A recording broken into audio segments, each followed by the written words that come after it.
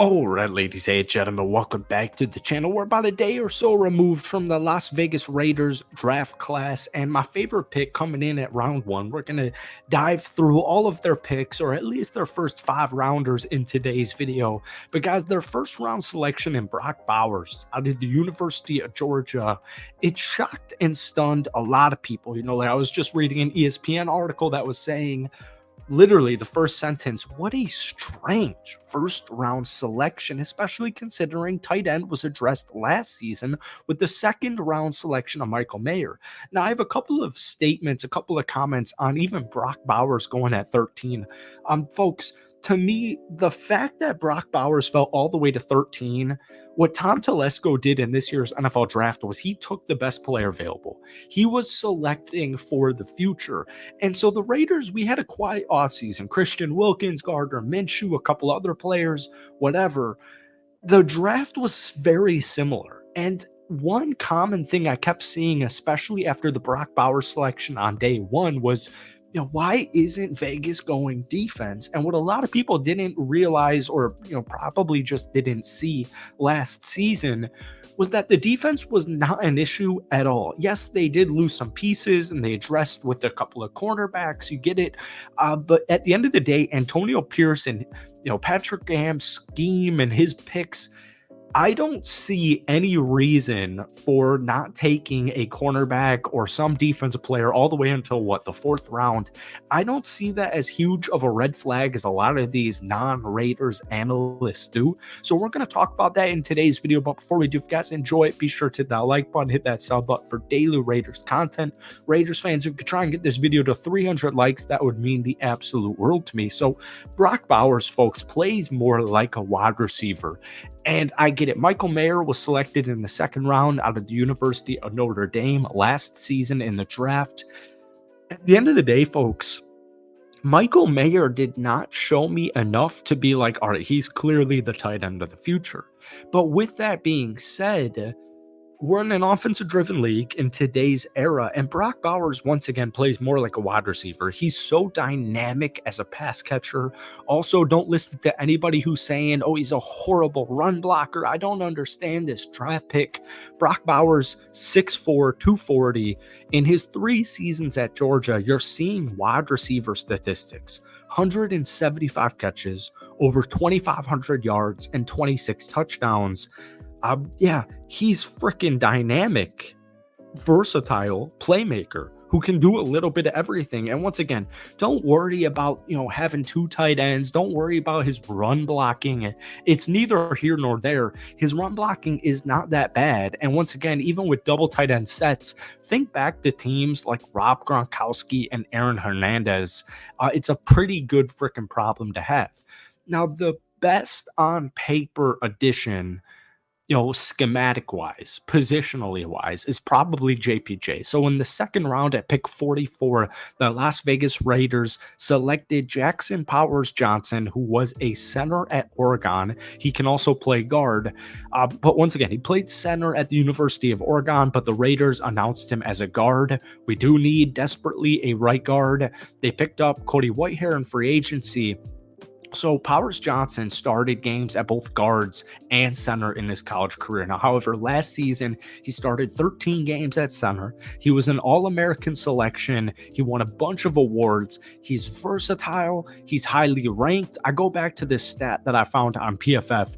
It's the highest career pass block grades from this year's draft class at the offensive line. Number 1 was JPJ from Oregon at 91.8. And then we have third round selection Glaze at 87.9 from the University of Maryland. So we'll transition into Delmar here because this was viewed pretty much everywhere as a reach, as a stretch. This was a prospect out of Maryland, an offensive tackle who was kind of seeked out as a fourth round selection. But what he is, JPJ is extremely versatile, right? So the Raiders used their third round pick. You get a college tackle who could also transition most likely into the guard spot. And we're just seeing right now how much Tom Telesco and Antonio Pierce and the Raiders management and their coaching staff, we're seeing how much they value versatility on the offensive line, I really like it. And, Delmar is not going to start in year one. He's more of a swing tackle. He could be at guard, he could be at tackle. It doesn't matter because he had a very good college career, as you saw by that PFF blocking grade. And eventually, if it's not his rookie season, long term, you will find a spot for Delmar in the third round. So I like it.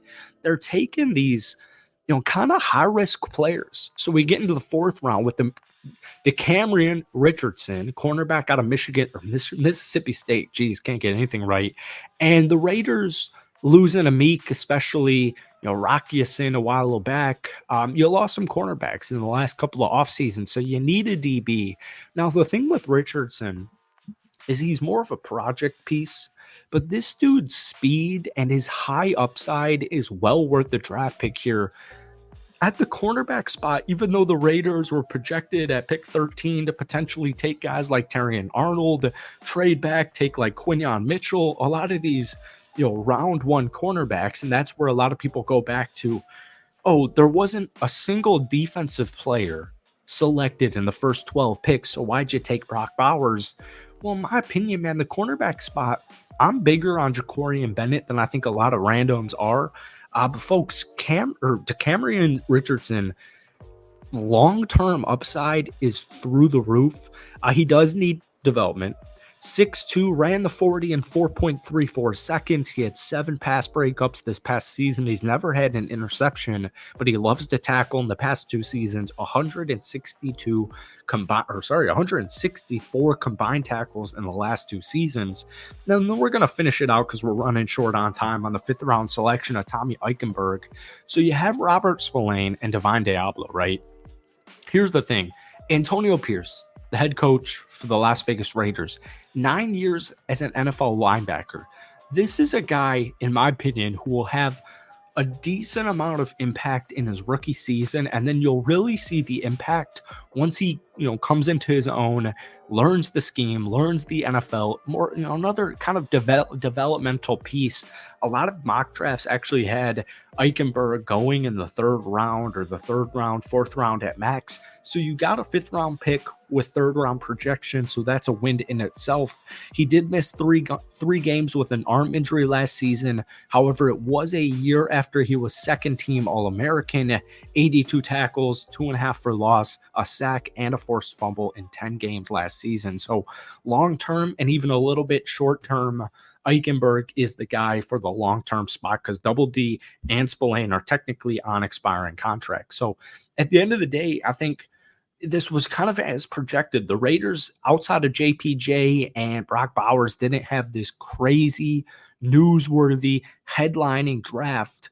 But once again, just like free agency, that's not what they needed to do. So I like it a lot. Let me know your guys' thoughts down below. Hit that like button, hit that sub button, and we'll see.